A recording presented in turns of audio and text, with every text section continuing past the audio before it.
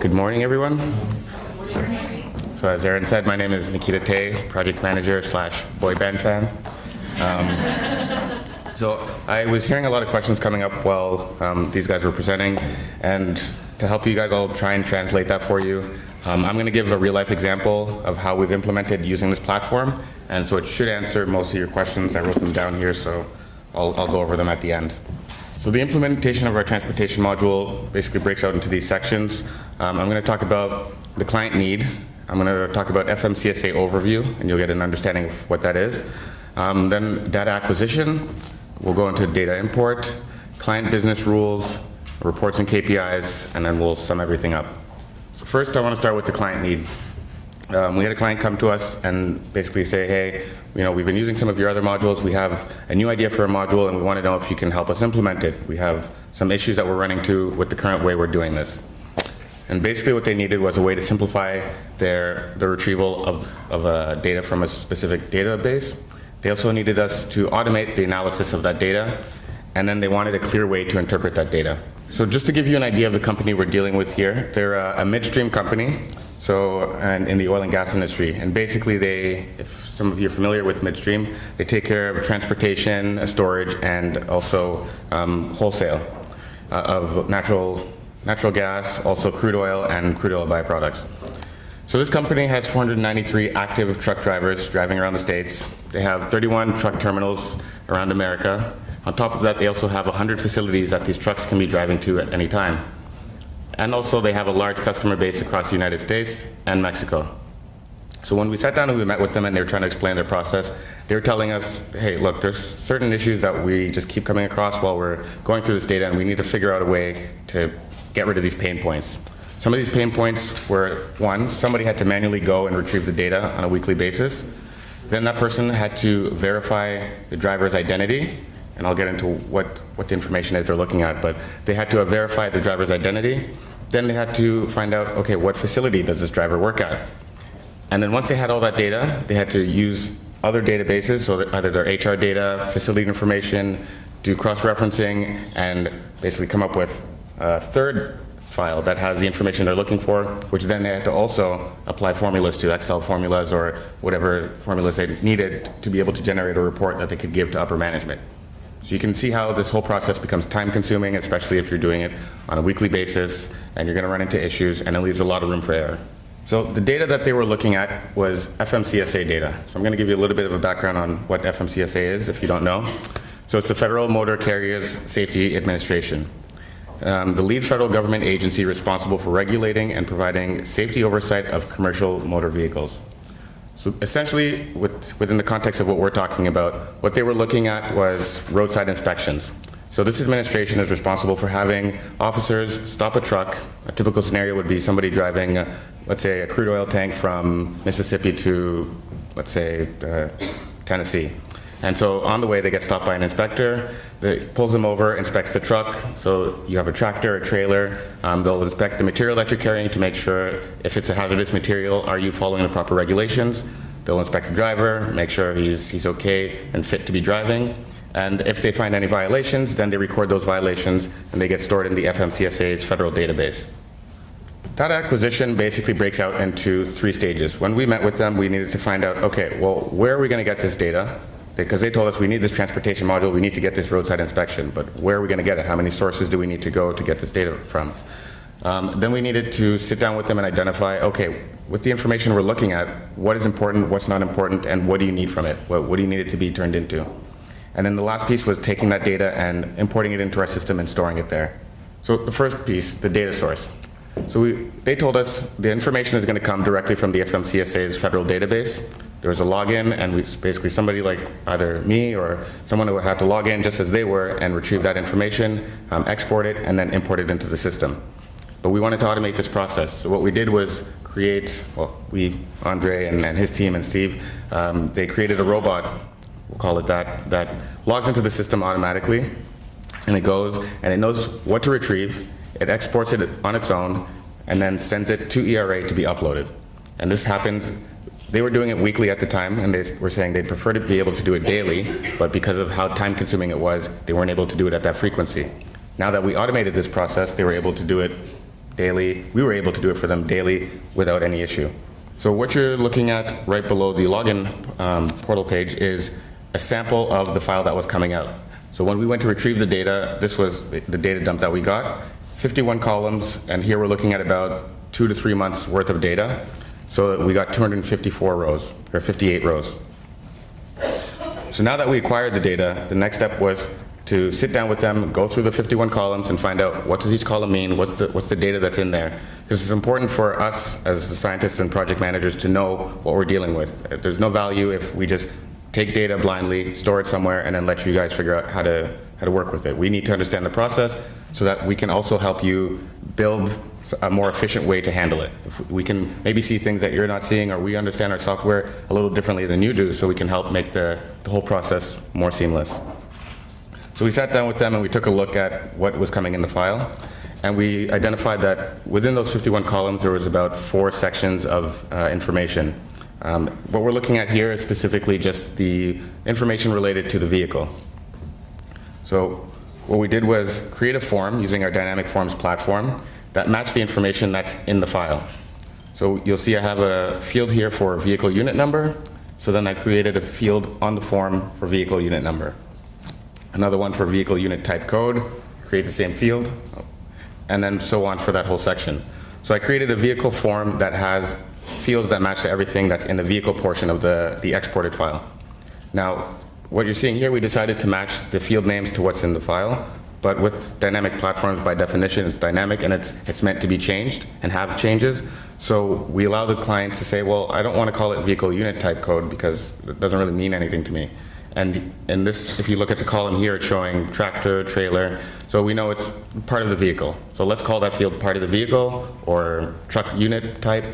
Whatever you'd like to call it, you're free to name it as you wish, but the information that's being stored there is still the same data that was in the file, and you can do this without having to modify the original file. So we take this form and we put it into a template. And so as I mentioned before, we identified 4 sections within the 51 columns. There was a portion of it that gave us driver information, so driver's license, driver name, date of birth. Then we had the vehicle information, which was the make of the car, or of the truck, the model, the VIN number, license plate number. Then we had the violation section of the file, which gave us information about if there was any violations, what was the code, what was the severity, and if it was an out-of-service violation, meaning that basically the driver couldn't continue his job. And then we had the hazardous material section, which if they were carrying hazardous material, did they meet the federal regulations for transporting that material. Now 2 steps here had a little bit of a caveat. So first was the vehicle information. At any time you can be driving a tractor without a trailer, or you could have your tractor and your trailer. So we don't know what the circumstance is going to be. You could even have a tractor with 2 trailers. So we built one form, but we implemented a logic into the template to say, when the import is coming, if it sees in the data that, hey, this inspection inspected a tractor, a trailer, and a second trailer, it will copy that step with that form and put the information for each 3 portions of the truck into that form. So the system will know to do that automatically. The same thing applies for a violation. Again, when we built the template, we can't know at any given time how many violations a particular driver is going to get during an inspection. One driver could get 1 violation, somebody could be having the worst day of their life and get 8 violations, just nothing went right. And so the system knows based off the import right away that, hey, this guy got 8 violations, we need 8 forms to store this information individually, because we need to have it stored in the system so we can pull it out at a later time, which we'll also get to. Now that we have a template built and we have data, the next process is to bring it into the system. So with our data import, we can either import data manually or we can do it automatically. We can take various file formats, so that can be XML, XLSX, XLSS, and CSV.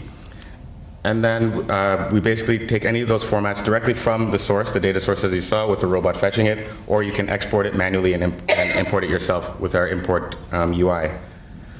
So I'm going to explain how we do it manually, just so you kind of get an understanding of what the system is doing, because when we do it automatically, the same manual steps are happening, it's just happening by a computer instead of by a person. So there's 4 stages to this import process. First, the file upload, field mapping, data validation, and data import.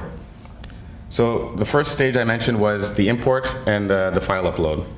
So you'll see on the first screenshot here, it's the upload page. Now, it looks a little busy, but that's because we need to accommodate different types of imports and different types of processes. For the purpose of this, what we're doing is taking the file, uploading it to the system, and setting up a name for the mapping template. The mapping template is basically taking that file that we saw, the original data source, and the form that we built that has fields that match what's there, and linking it up. So we have that vehicle unit type here. We created a field vehicle unit type, but now they're two individual things. So with the mapping, we say, well, from this file, take this column and store it in this field. And so you build a full template so the system knows every field in the file, in the form, what needs to be populated in there. And then this is the field mapping template. I think it's a little small to see, but you can see my example up there. We match the vehicle unit number to vehicle unit number from the file. The next step of the import process is the validation. So we deal with a lot of different clients across different industries, and they're always going to have different requirements in terms of what they need validated in their data, as well as the process flows. In this case, it's FMCSA, so there's certain information that might be missing or is important compared to another process flow that might have a completely different set of rules. So we need to sit down with the client and figure out, okay, what are the business rules that we need to consider when we're going through that import file? So specifically for this case, what they wanted us to do is verify the driver's name. So if you think back to my example of driving from Mississippi to Tennessee, the driver gets stopped by an inspector. He asks them his name. He says, my name is Bob Saget. We'll go with that. And so he writes down his name as Bob Saget, and then now it's stored in FMCSA's federal database as Bob Saget. When it comes to us, and we're cross-referencing it with our system to make sure he's an actual driver, because there are some cases where company names are similar, and the inspector accidentally charges a violation to the wrong company. So that's why we have to do this validation process. So when we're cross-referencing to make sure this employee actually exists, well, his name's actually Robert, so the system is going to throw a bit of an error or a warning. It'll still import the data, but it'll send a notification out to somebody to let them know that, hey, we couldn't verify this employee. And that was the second business rule they wanted. They wanted to know, somebody needs to tell us if you can't find an employee, and then we'll have the plant manager go review the data, and if he's like, oh, I know Bob Saget, and then he'll just put his name in. The third rule was to identify the supervisor of the driver. So again, this is not information that you would have on the federal database. It's information that the company has itself, but it's not included in the FMCSA file. So originally when it came in, somebody had to go look at the driver's name, and if there was 400 inspections, they're there all day looking, okay, Bob is in this facility, this guy's in this facility, and manually adding each facility to the file. So now we're doing this automatically. We look at the name, we pull from the HR data, and upload the supervisor's name all into the form as well. We're also going to identify their facility. Again, information that the federal government wouldn't know, but your company knows, but it's in a separate database. And then we need to verify the violation codes. So when we first did this implementation, we went to the FMCSA website, and we found every code, every possible violation code there was.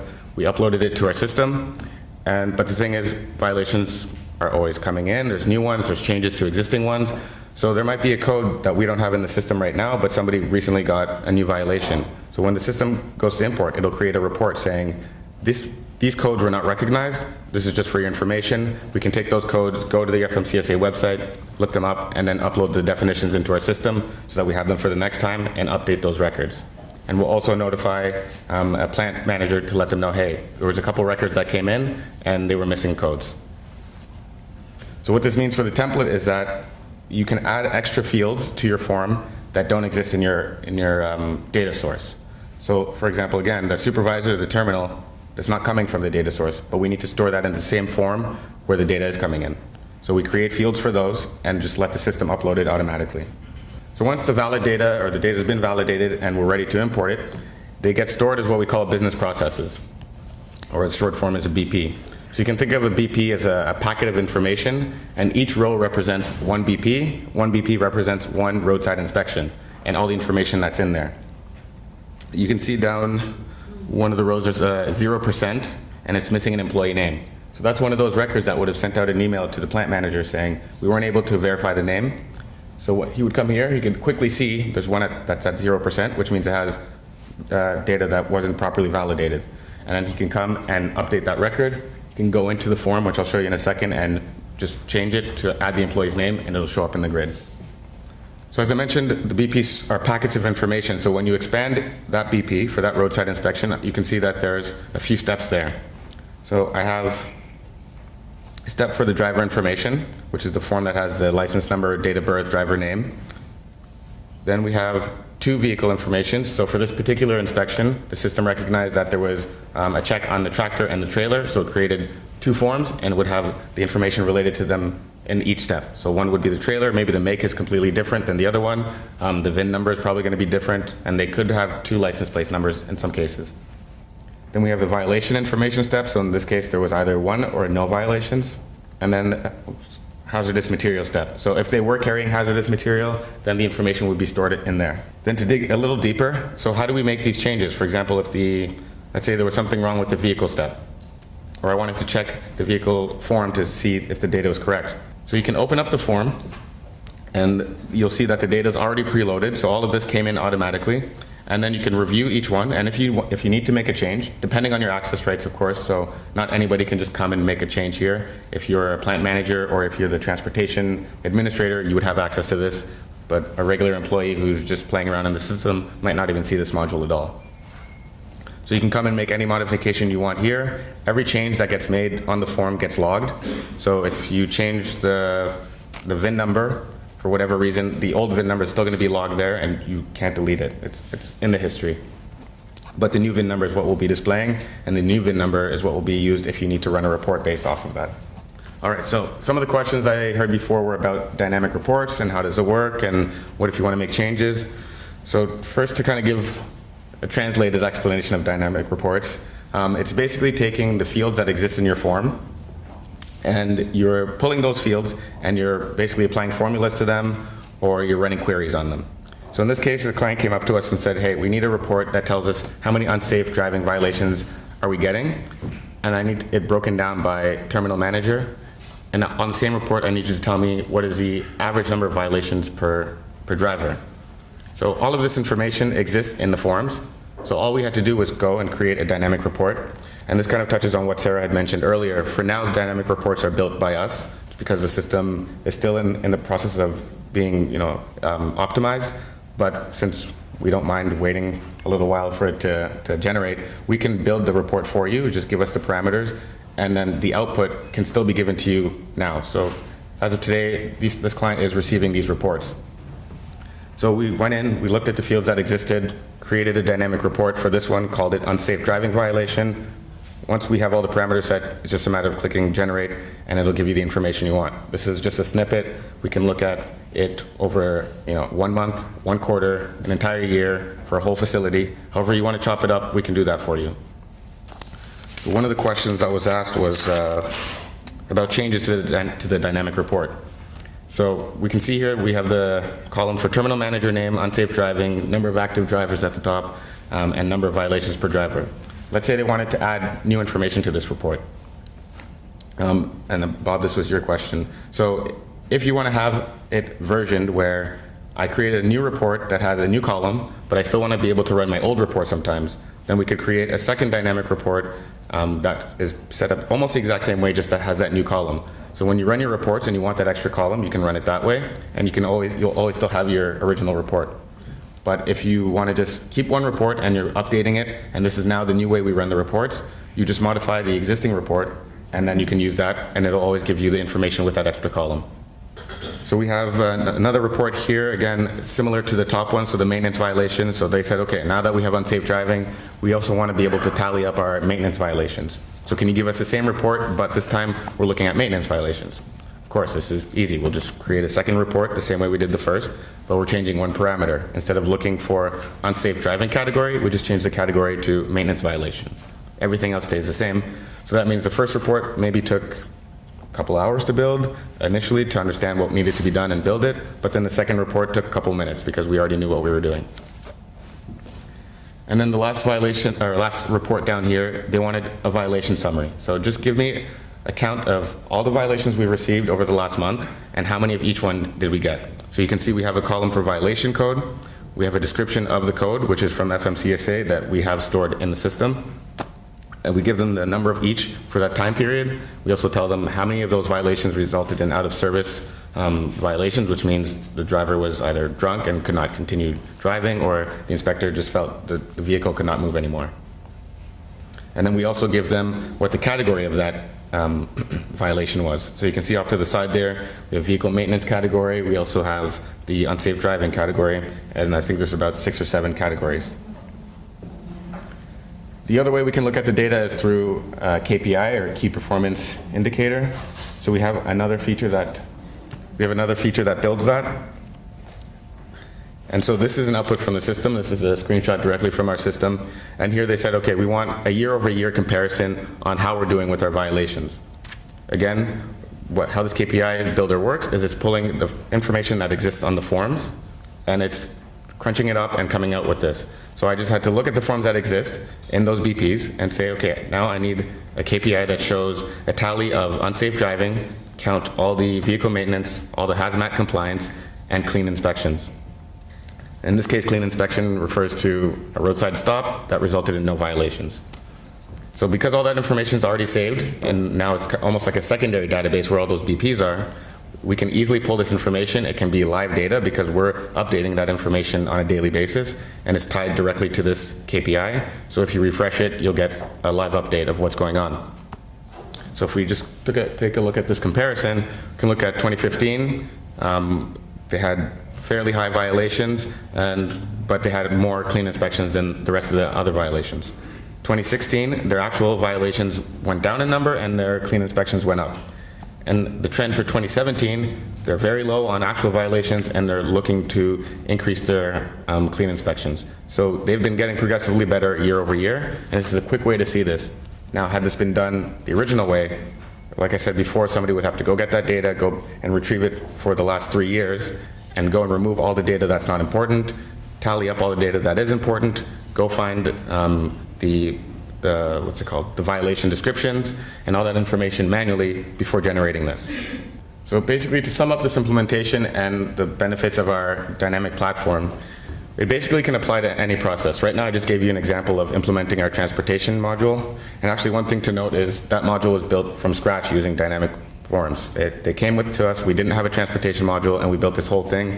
And that's basically how we've been working with all of our clients. They come to us with an idea. We say, hey, yeah, we can build it for you. We'll build a dynamic form. We'll store the data for you. We'll put out your reports and KPIs, and the module's done. It's not that easy, but I mean, it's fairly easy. I don't want to get myself in trouble here. So. The next important aspect of this is that it's automating your data analysis. So there's no more 10 sheets of Excel and doing VLOOKUPs and Googling formulas you've never heard of to try and get information. It's going to do it for you automatically. It increases efficiency. It allows for customized data output. So as you saw, those reports were specific to that client. We can have another client who also has a transportation department and has FMCSA data, but has completely different reports, and we can deliver those reports without issue because as long as we have the data, the reports can be built off of it. And then, as I mentioned, the short implementation time. So Sarah had talked about this earlier. Before we had dynamic forms, we were building all of this with our programming team. So they were going in, they were designing what the UI would look like to hold the data, coming up with how we're going to go retrieve the data. And as soon as somebody changes their mind on that project, we have to go back to the drawing board and use up more resources to change all of that. But with dynamic forms, this client can come to me at any time and say, hey, I need to add this column to this report. We can do it for you by tomorrow. Oh, I need the FMCSA data has changed a little bit. The output is different, so we need to change our form. We can do that in a couple days for you. And sometimes it can be as little as an hour. If it's a really complex change, we can do it within a couple days, depending on how many people are working on it, versus how it used to work, where it would take 600-700 hours of programming time, and on top of that, you have to consider testing time, and then actually trying to deploy it. So basically, the conclusion of all of this is with our dynamic platforms, we're pretty much putting custom workflows at your fingertips. We're allowing you to decide how you want to see your data, and how you want to crunch the data, and how you want to output it. Thank you for listening, guys. Do you have any questions?